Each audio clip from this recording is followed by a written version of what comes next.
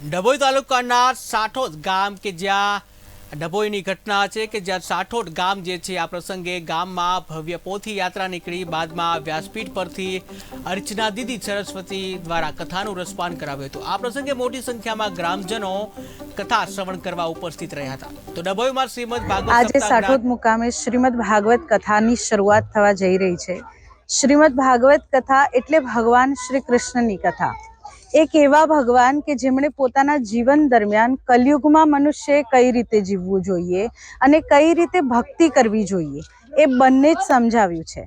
આપણે આધ્યાત્મિક તો થઈ જઈએ છીએ પણ પ્રેક્ટિકલ નથી થતા ને આપણને એવું લાગે છે કે આધ્યાત્મિકતા ને પ્રેક્ટિકલિટી બંને અલગ વસ્તુ છે।